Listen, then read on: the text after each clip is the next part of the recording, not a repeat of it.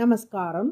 1000 நாமங்கள் 1000 கதைகள் 424வது திருநாமம் தக்ஷாய நமக.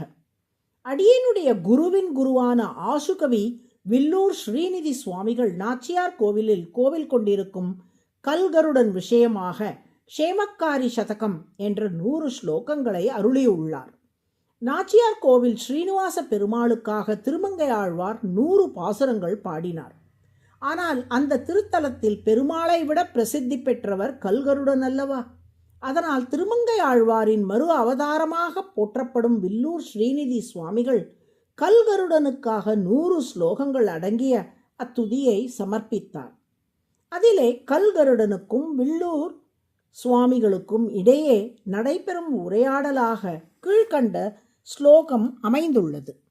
ரக்ஷாம் பக்ஷிபதே கஜஸ்ய கலயன் அம்சே த்வதீயே ஸ்திதः தேனே கர்ஷணம் அத்ர தத்ர பவதः கேதாய கிம்னா பவத் மோதாயைவ யதார்த்த ரக்ஷண கிருதே வேகோஸ்ய மான்யோ குணः தேனைவாஸ்ய பதாம்புஜேஸ்மி நிதராம் தாஸ்யம் கதோ நிர்வர்த்தः. அவ்வுரையாடலை இப்பொழுது நாம் காண்போம். வில்லூர் சுவாமிகள்: பக்ஷிராஜனே, உனக்கு தளர்ச்சி ஏற்படவில்லையா? கல்கருடன்: எதற்காக தளர்ச்சி ஏற்பட வேண்டும்? வில்லூர் சுவாமிகள்: கஜேந்திரனை காப்பதற்காக உன் மீது ஏறி திருமால் பயணித்தார் அல்லவா, அப்போது தளர்ச்சி ஏற்படவில்லையா உனக்கு? கல்கருடன்: எப்போதுமே பகவான் என் தோளில்தானே பயணிக்கிறார், அது எனக்கு பாக்கியமே, தளர்ச்சி ஏற்படுவதில்லை. வில்லூர் சுவாமிகள்: மற்ற சூழ்நிலைகள் வேறு. கஜேந்திரனை விரைந்து காப்பதற்காக திருமால் உன்னை மிகுந்த வேகத்தோடு பயணிக்க சொன்னார் அல்லவா?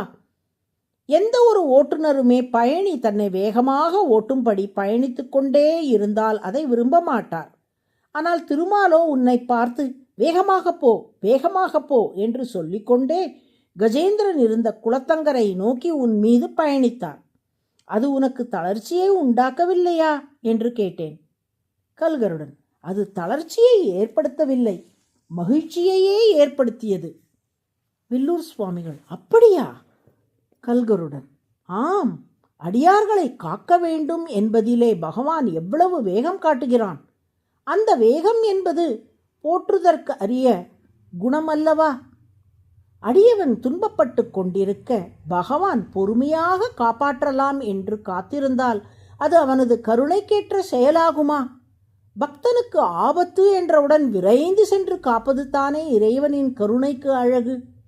இறைவனின் அத்தகைய குணத்தை போற்ற வேண்டாமோ? வில்லூர் சுவாமிகள்: நிச்சயமாக.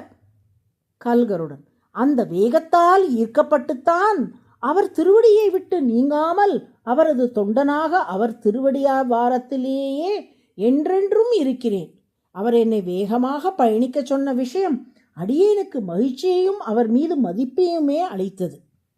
இப்படி தன் பக்தர்களை காப்பதிலும் தீய சக்திகளை அழிப்பதிலும் மிகுந்த வேகம் கொண்டவராக விளங்குகிறார் திருமால். கலியுகத்தில் நடக்கும் அக்கிரமங்களை இறைவன் வெறுமனே வேடிக்கை பார்ப்பதாக நாம் எண்ணிவிடக்கூடாது.